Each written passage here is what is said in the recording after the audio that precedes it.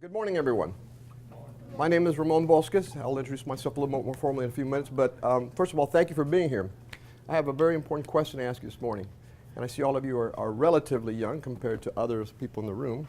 Are you familiar with the expression, watching sausage being made? Who's familiar with that expression? Who likes sausage? Who knows what sausage is? It's probably not healthy. Well, sausage is a conglomeration of lots of different things. You don't really know what's gone in it, but it tastes pretty good at the end. So you're about to watch sausage being made because we've never worked together before, we don't know each other before, we've never done this before. In fact, this is my first time actually trying to teach in front of a group of people. So welcome to Sausage Making 101. But before we get started, or I guess we already have started, you know, we know who we are, but we know nothing about you. So it'd be great if we could just go around the room and just first name and just a little snippet of what you do, why you're here, who made you come here this morning, and that sort of thing, a little bit of background, okay? So why don't we start in the back? How about you, sir? Hi guys, I'm Rishabh Garg. I'm doing my MBA at the University of Tampa since about 2 years, and I'm doing my last class with Dr. Pitts. So he was the one who made me come here. Well, I took a class from Dr. Pitts once, and when I started, I looked like you, and look what happened. Okay? So, okay. Yeah, I hope he doesn't do that to me again. Next, go ahead. I'm into one of just like you being tortured. Okay, all right, great. Yeah.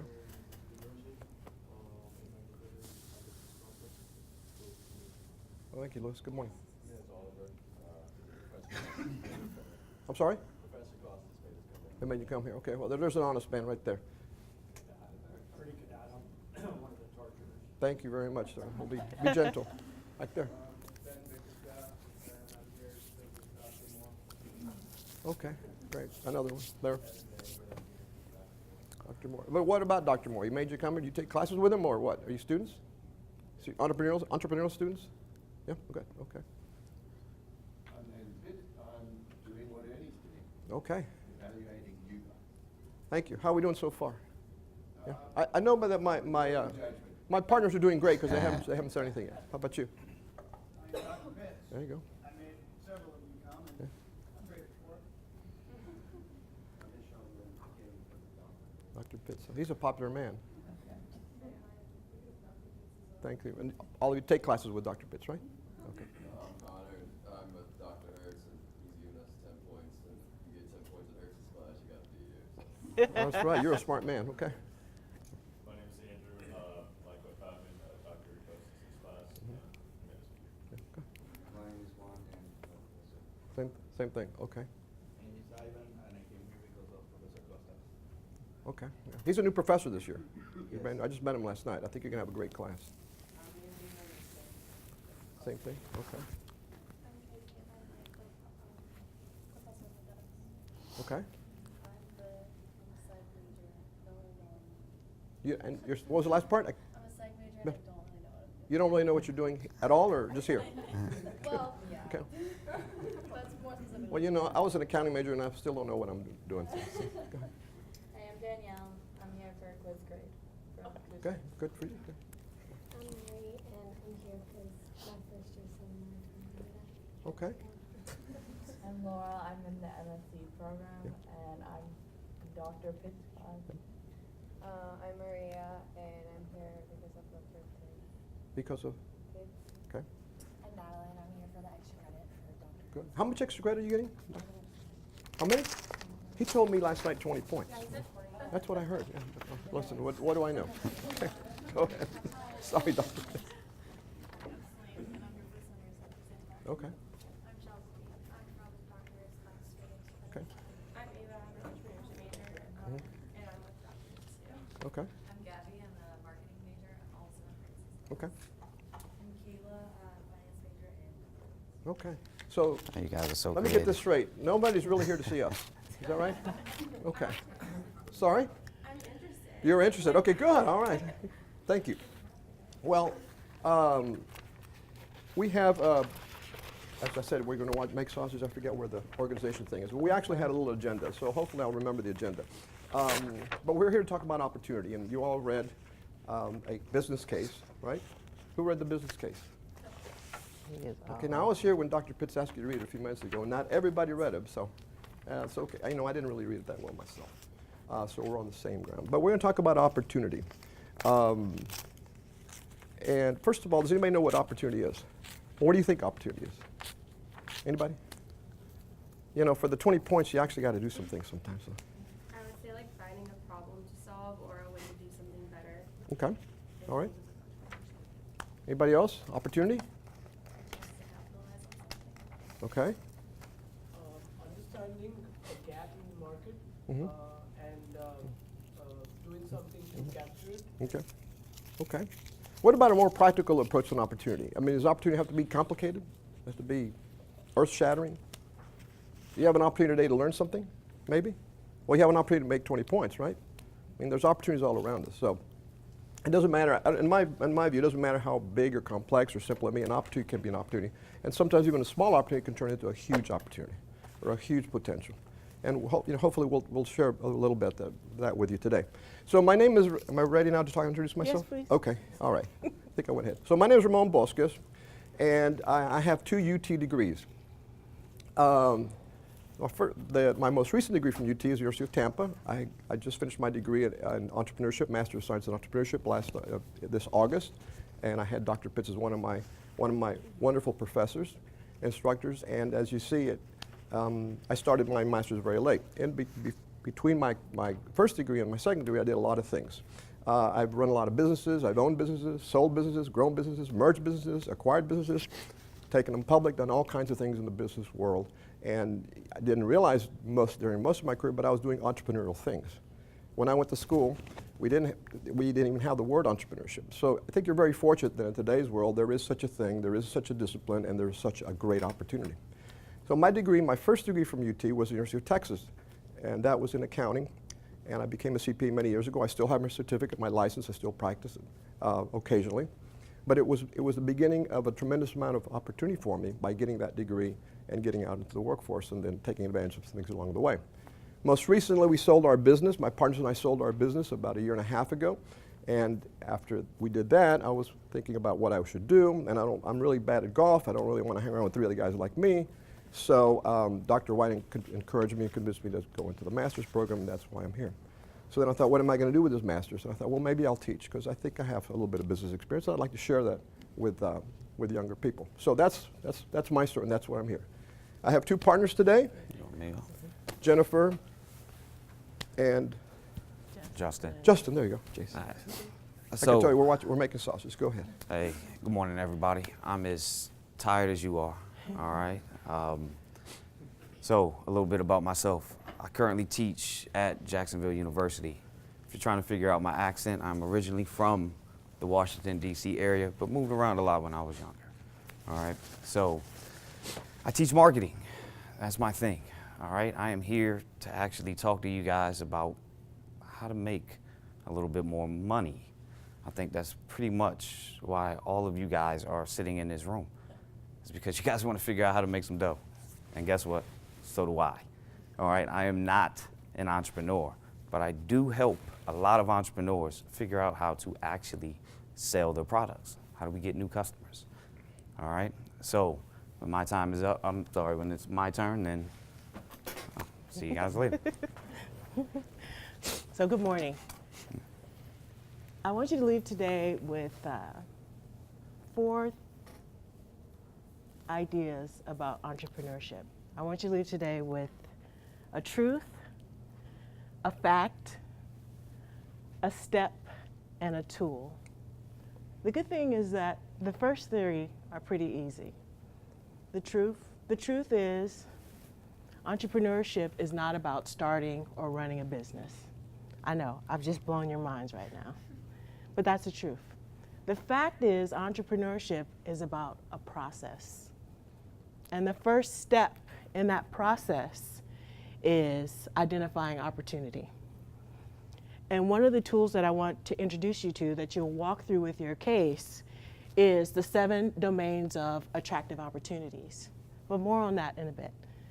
But that's the tool that you can use to evaluate opportunities. So a truth, entrepreneurship's not about starting and running a business. A fact, it's about a process. the first step in that process is identifying opportunity, and here's a critical tool. But a little bit about myself. I'm Dr. Jennifer Madden.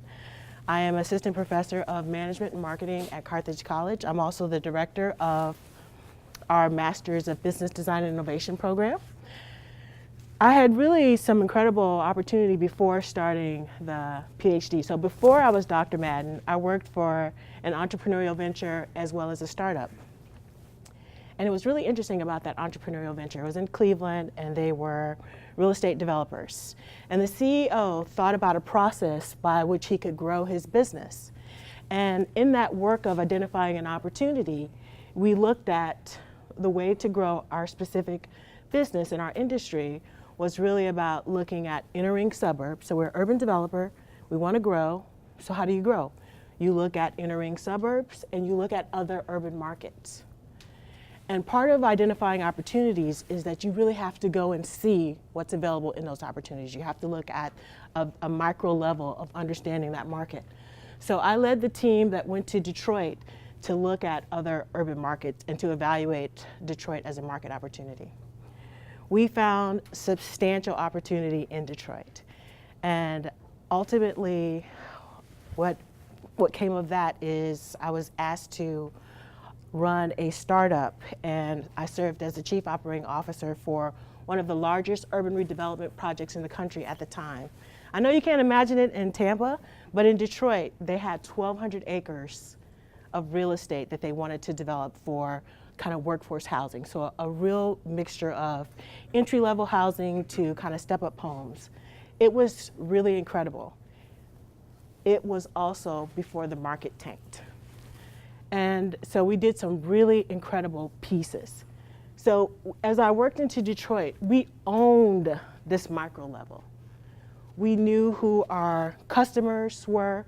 We knew what they wanted to buy. We knew, like, you know, what was our sustainable competitive advantage. The CEO of that startup, he was an inspirational leader. He was dynamic. He knew all of the players in that market, and he was really able to advance us in ways that we didn't expect. We had some investors that put substantial resources in the venture, so we were able to really do some incredible things. But what we lost sight of is the macro level.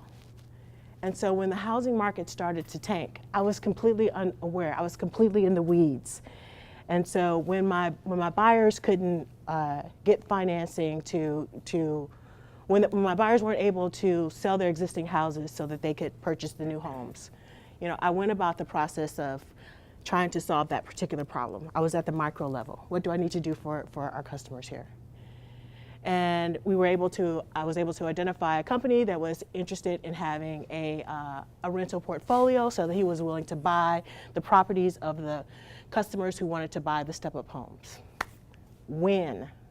But then my developers couldn't secure financing to purchase the lots. So solution-oriented, all in the micro level. We go to Wall Street, we get some investors, we create a pool of funds so that the builders could have access to capital.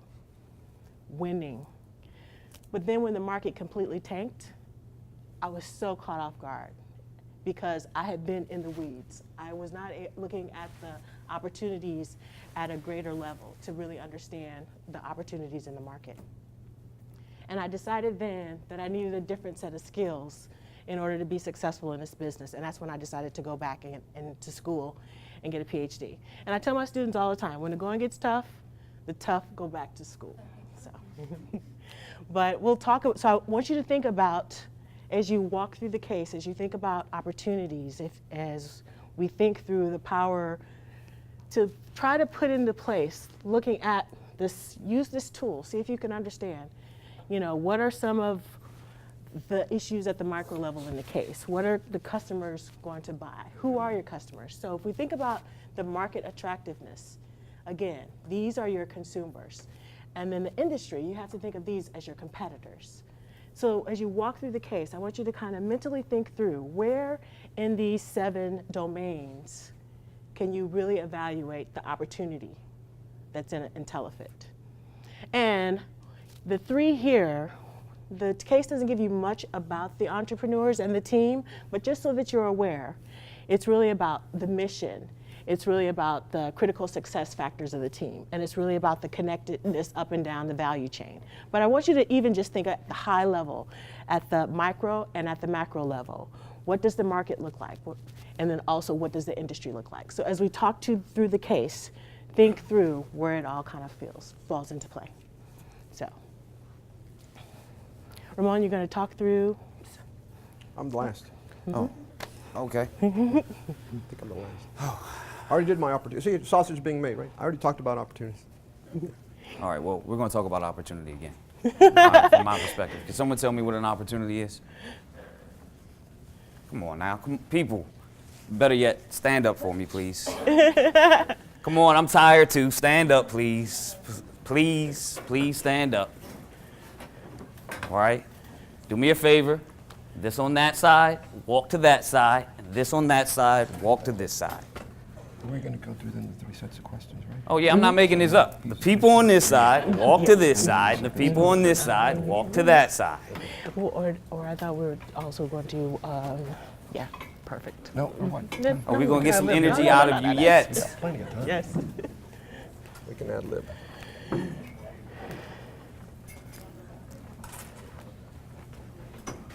All right, then head on back. You get Just your head on endorphins back. up. Just head on back. Go ahead, sit back and flop right back in your chairs. But hopefully you getting up has at least got your blood moving, right? Your brain up, turning, because it's going to be a long 45 minutes if you don't talk to me. I need feedback.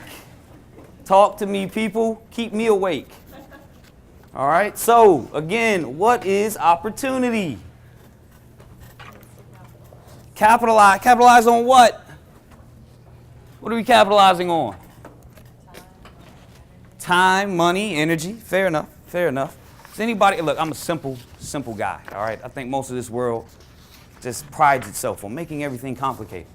All right, when I'm in the PhD program, I'm reading these articles, I don't understand what in the heck these people are talking about. Keep it simple, people. Why are we sitting in this class this morning? To make money. Right? I'm sorry, are we all in the business school? Yeah, why did you sign up for the business school? No, you guys don't like money? I like money. If you don't like money, I'll take some of yours.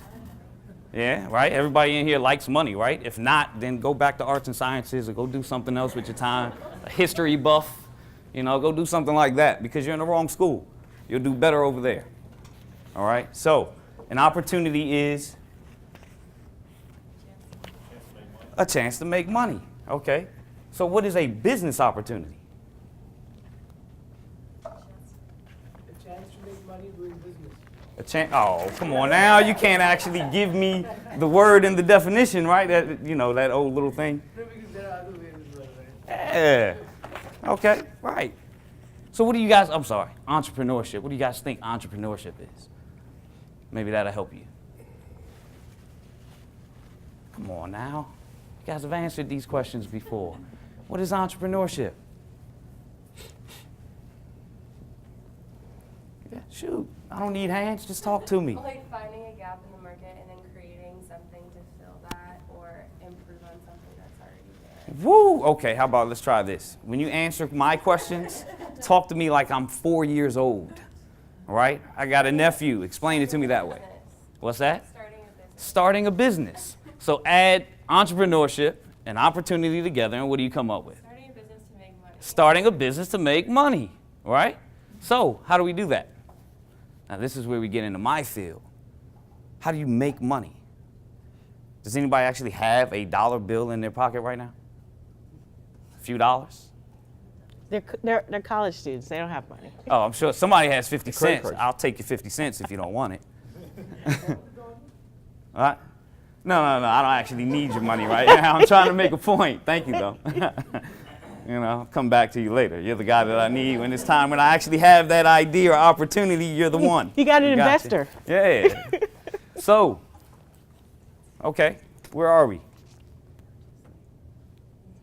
Well, how do we make money? Selling things. Selling things. Thank you. right? We're actually going to sell things. So let's go to the Intel case, or Intel Fit. I can't pronounce it. It's a horrible name. Maybe we should change the name. But, right? So what are they selling? A machine. Selling a machine. Okay, how about this one? We're going to ask them that to go see. What do we know about the Intel Fit case? We're going to ask them. Can someone give us a summary of the case? That's We what missed They that give you point. measurements? he's. All right, what else? What do we know about the case? You guys said you all read it. Did you read it like I read it, He's or did you pulling it just out now. kind of glance through it? It's not doing that well. It's not doing that well? What do you mean? I mean, they found, what was it? They found a market for it, but there just like aren't that many out there. Like I've never heard of this until I read it. So. They found a market for it. It says markets for intelligent bodies. Okay, malls, perfect. Retail chains, and specialty retailers. We got a market for it. What does that mean? Simple people's terms. We got a market for something. People don't want to buy it. We got people that actually might consider buying it, right? Or people that have bought it. So we have a market for it. What else do we know about the actual case? Right? Because the whole point of this is opportunity. We'll call it biz. And we'll just put this right there. Startup. All right? This is what we're trying to figure out, right? I want to pick up on something that was said. People said that they hadn't heard of IntelliFit. How many have traveled through, have taken a flight anytime recently? And what is the dreaded thing you have to do when you go to the airport? Security. Yes, security. Somebody told me that TSA stood for thousands standing around. And so when you go through security, have you ever had to go through that machine and you do like this? That's also what IntelliFit does. It's that licensing that technology to do the body scanning. So you, even though you may not have heard of IntelliFit, the technology you're actually quite familiar with. Go ahead, Dr. Hall. Like a security machine. Yes. Right? Just walk through, scans you. Right? Every time I walk through, I'm always getting pat down. All right? It's funny. All right? Random. Anyway, so what else do we know about the case? Come on, guys. There are no wrong answers. Just talk to me. Talk to me. What do we know about the case? It's a machine that scan you and can tell you like what size of key. There we go. We got Right. measurements for clothing. Perfect. And, well, we said we have markets. Well, who are the three markets? We're trying to better the shopper's experience in all these retail stores. Thank you. We got shopper's experience. Awesome. Okay, so who are we trying to sell this to? Whose money do I want? Malls. We got malls. There were 3 of them. Do you remember what they were? Retail Look at them. They're right there in the thing. It says 1, 2, 3 if you got it. chains and specialty retailers. We got retailers. Sorry, these may not be in order. We got malls and you said specialty? Specialty retailers. Specialty, and just call them ours. So these are the 3 people, right? We're trying to figure out whether or not we actually have a business opportunity, whether or not there's a way to make money. Now, the way to make money depends on, well, who are we getting our money from? So we have these 3 segments. So I ask you simply, which one are you going to sell to? Whose money are you going to take? All of them. Woo, I would love to do all of them. How many of you guys got $1 million in your pocket right now? You do? All right, the problem with business is we're all constrained by resources. We don't have the opportunity to just go after everybody. We're not Coke. How many Coke businesses do you think are out there? How many Apples exist? Not too many. All right, so as young entrepreneurs, you guys should know this, right? If you had the money, why are you sitting in here? You just go out and do it. You're trying to figure out how you can manage those really, really slim resources that you have, put it together in a nice little way so you can actually make some more money. All right, so we can't do all of them. Who says that we should actually go after the retailers? You got one? I think it's more profitable More profitable? Why? because retail chains, You there's gotta many talk. chains right? And you got some stuff. When you're Yeah, I'm going to bring it all Yeah. and talk about the model. Find a way to segue. I would say. Because After, I'm going to do the model after We've changed. to bring it all We can together. sell more. So after your 3 No one points. else believes we Oh. should sell to retailers? Also because like But in the case that but you're going after him. No, you will. like different like Oh, we're out of order. Yeah, so you covered your questions. He's in his. Okay. All right. And then I'm going to come back to put it in the model. size this brand, not all brands have the same sizes. I got you. So sum that up for me so I can put it on the board. Ease of access and variety. Ease and variety.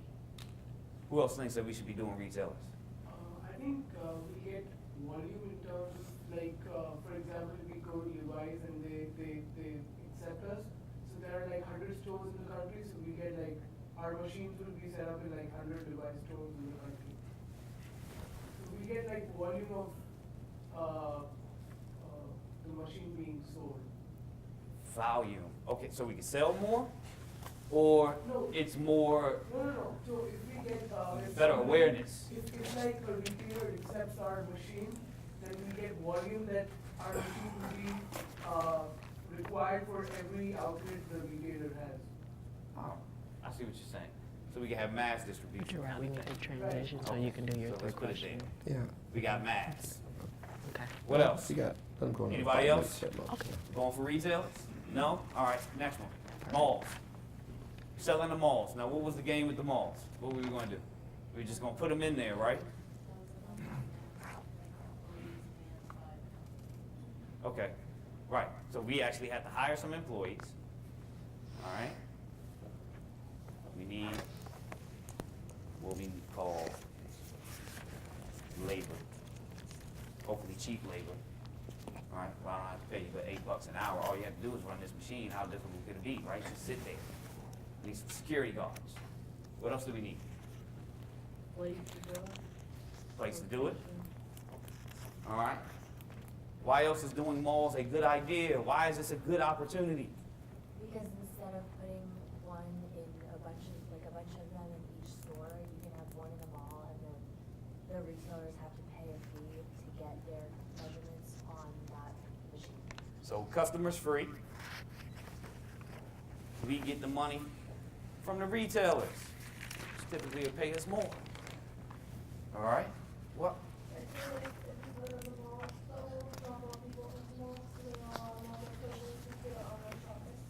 Draw more people into malls. Okay. There we go. More business, more biz, more dollars. All right, how about this third one? Selling to specialty retailers. I think it would do really well on that, because that's already like a niche for people who are concerned about sizing. And like I've had a dress fit before, and if I could just like stand in the machine, it would do it really quickly. I would like that versus someone taking it. You said something fantastic. These people may care more. So just real quick, value. Right? People are only going to give me, right? He was kind, man, generous, man. He must see that I'm starving. He was willing to give me $1 for free. But most people in this world, he's going to want something in return. Right? So as in the marketing world, we call this value. I have to give him something for his hard-earned money. He's just not going to give it to me. Kind of got to coax it out of him. All right? So what is the value? What are we selling to retailers? What are we selling to malls? What are they buying from us?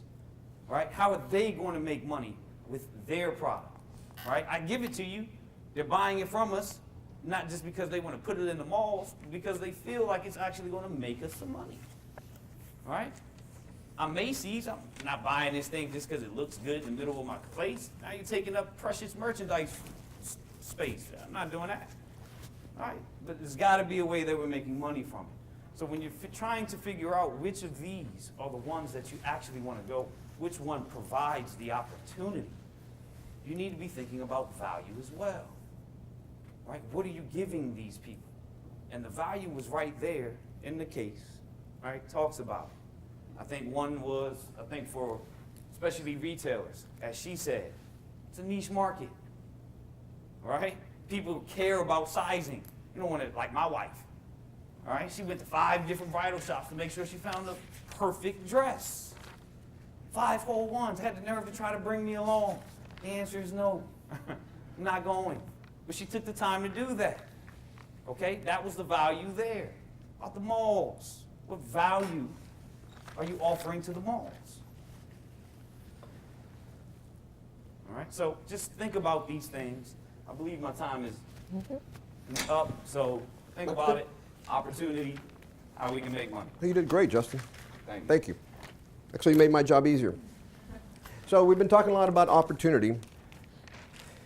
So let's get a little bit back to the cases and drill down into what kind of opportunity there is. And first of all, do you think there is an opportunity? Do you think this is an opportunity? Yeah. You do. Why do you think it's an opportunity?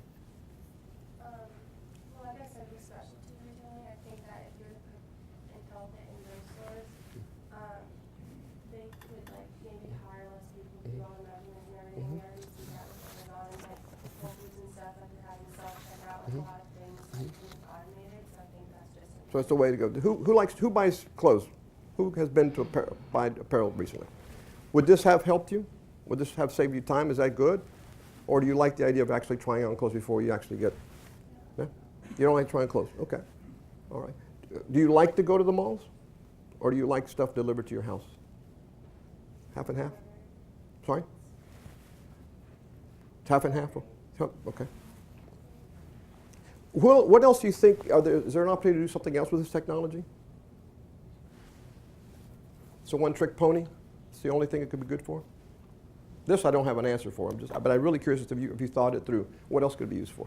It may, depending on the amount of like technology that you have to put into it, you might be able to like show what certain like clothes look, how they look on you. Okay. Because like how she was saying, like she doesn't like to try on clothes, and I don't like to try on clothes, but the only reason why I do it would be like even if I know my size, I still try it on to see how it looks. Okay. I could see it pertaining to something in like the healthcare industry. Okay, healthcare. All right. Elaborate a little bit. What do you, like how? So, or like physical training and things like that, just BMI, your overall body health, Mhm. etc. Okay. Further special. Okay.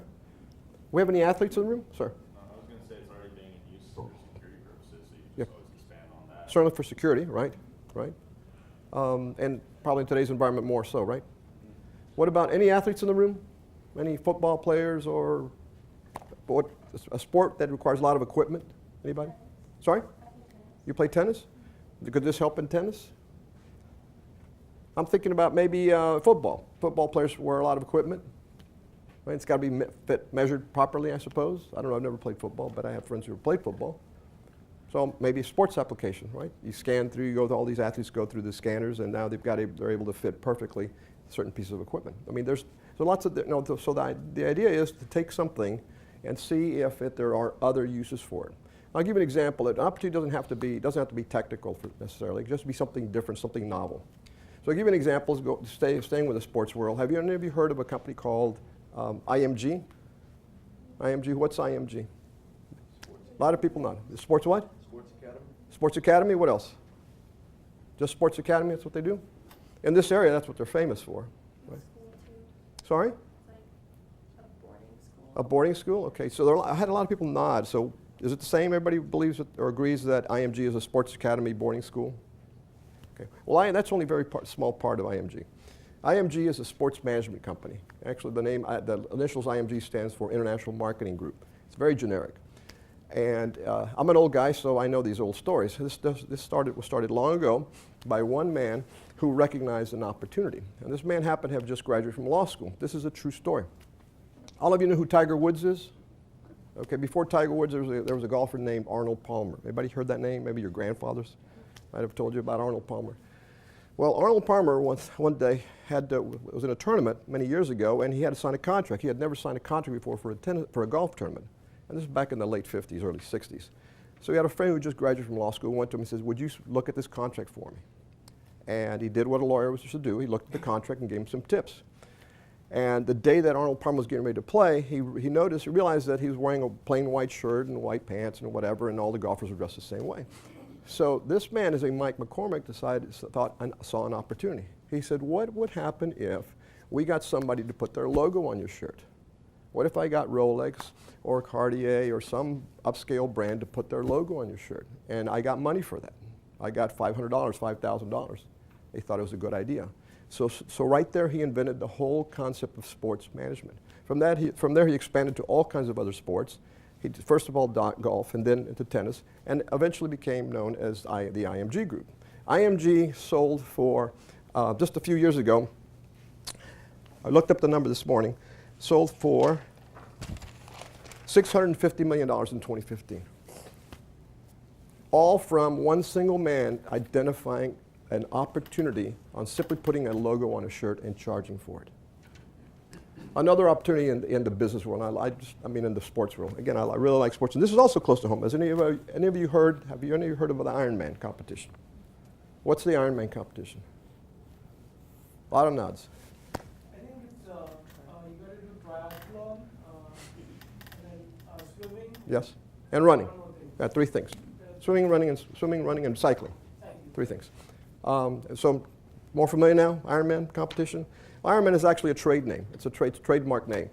And this started, three friends were talking about what was the toughest endurance sport, running, swimming, or cycling, and on the beach in San Diego, California. And they got into this big argument, back and forth, and so they challenged each other and decided to put all three together and just go try it one day. So they did. That was the very start of this triathlon racing event. And that grew into a big event. Eventually it got transferred over to Hawaii, and it became known as the Hawaiian Ironman, and from that the sport of Ironman and the whole industry of Ironman was born. And now it's a worldwide brand. Actually, it's headquartered where?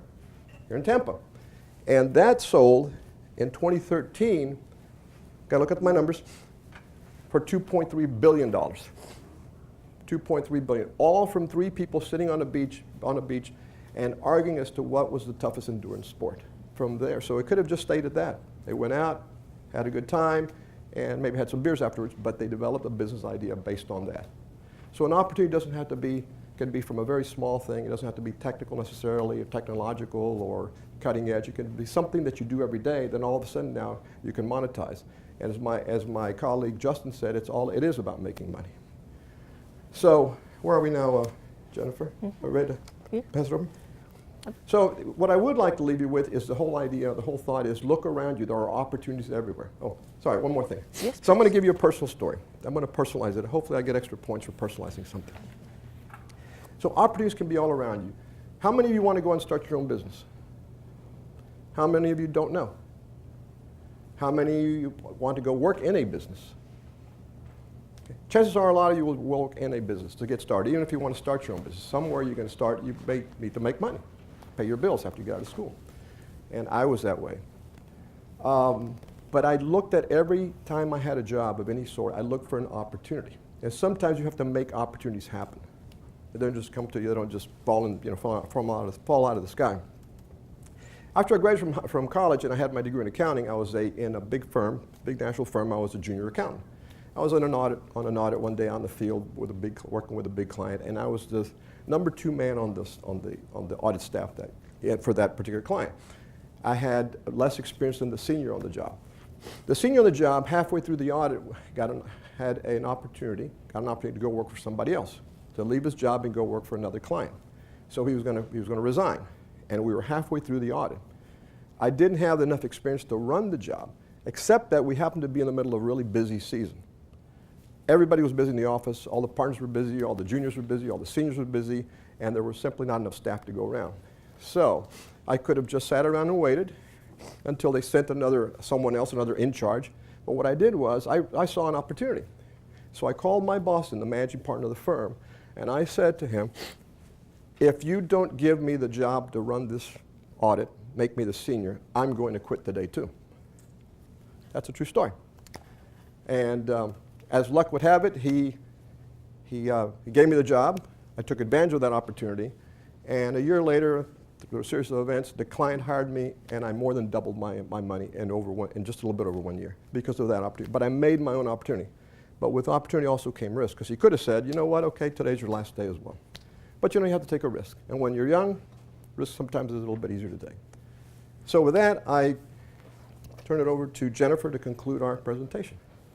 So you got a lot today from 3 different sort of like lecture styles, but I want to kind of bring you home, and I want you to really think about, you read the IntelliFit case, and I want you to be really comfortable with understanding a little bit about how to use the tool. Because we all inherently understand opportunity, and we see the potential in it and the power of it. But if we had a tool that could help us really systematically evaluate the opportunity, then we can look at the information we have in front of us and make really informed decisions about which way we want to move with that opportunity. And so again, that's what the 7 domains gives us. And so if we look at the IntelliFit case, and so Justin talked about the who our market is, and so, and you went through, would the retailers buy, would the malls buy, would the specialty retailers buy. So you really have walked through a component of the tool at the very micro level. At the macro level, you then have to question, how large is that market? What is this IntelliFit idea on trend, or have they really reached the pinnacle of what they can do? And Ramon talked about what are other uses in different areas that this kind of technology can be utilized with. You know, is this a growing market? And then if we look at the industry side, we have to look at IntelliFit and what is its kind of sustained competitive advantage? And when we think about how an opportunity or how a business has a sustained competitive advantage, what might be something that IntelliFit has that could give it a competitive advantage that it can sustain? You know, and when we, yeah. Don't they have a patent on it? Exactly. When you think about technology, you automatically think about, how can I protect this advantage? How can I remain in the market? And a patent is absolutely, you look at intellectual property, like this is a really important way and clever way and smart way to create a sustained competitive advantage. And fortunately, when we look at this other 4th quadrant industry, Porter has done the work for us. And he has said that the way that we evaluate the industry attractors is that we really look through the 5 forces. And I just wanted to speak to what those are so you have an understanding of it. So the 5 forces talks about threat to entry. Are others able to enter the market, this industry, easy, or are there higher barriers to entry? And so if you're IntelliFit, you want, or any business, if you evaluate an opportunity, you want to be able to enter the market, but you want there to be barriers created so others can't come in immediately after you. So you have to say, is this a positive or a negative? And then you think about the supplier power. Do your suppliers have the ability to set prices? You know, what power do suppliers have? And as a business, you want that to be weak. You want that to sort of be a negative. That's if you want to be in control, not the suppliers. And then the 3rd threat is around buyer power. And again, as a business, you want that. You want to be in control of that. You don't want the buyers to set the terms of pricing. And substitutes. What do you think a substitute is? It's exactly what it sounds like. So if we're thinking about IntelliFit, what might a substitute be? Yes? Just measuring. Exactly. We don't need to jump in a machine and have some, we could just, maybe we like the experience of going into the store, or you know, the journey of, or we found a store that really has the styles that we know fit our body types or what have you. And so we think about there are some competitors that may not be a technological, but might offer a different type of way to do the same, to have the same result. And then the rivalry, you know, what type of rivalry? And as you enter this business, you want to think, you want, you know, not too much rivalry in this market. So Porter kind of gives us the outline of thinking about the industry. But the power, you know, and as you talked about wanting to, many of you wanting to start your own businesses, entrepreneurship is a powerful piece. Again, the truth is that it's not about just starting and running a business. So that's the beauty for you who have decided to take on this education and learn about entrepreneurship. Like, you will get a tremendous amount of skills that will help you to be very impactful and allow you to empower and transform the world that you live in, and that's a powerful idea. There's also this notion of becoming an entrepreneur. So many of you may go into businesses and be innovative within those businesses, and these tools and these skills will still be very helpful for you to be successful in that space as well. There's a lot of women in the room, which I always love to see. Women and people of color, we are owning the entrepreneurship space. We are leading the pack when it comes to creating new businesses and creating jobs and creating an impact and changing the world. So it's wonderful to see you in the classroom. And entrepreneurs create lots of jobs, lots of opportunities. And if you understand how to do this work, and if you see that entrepreneurship is indeed a process, and the first step in that process is identifying opportunity, and you use the tools available to you to make really informed decisions about determining how you move forward, how do you leverage that opportunity, how do you pull the team together to make it, to actualize the opportunity. Now you've come up with ways to really have an impact in the world. So. Excellent. Yes, okay. Good. Good. Very good. Okay.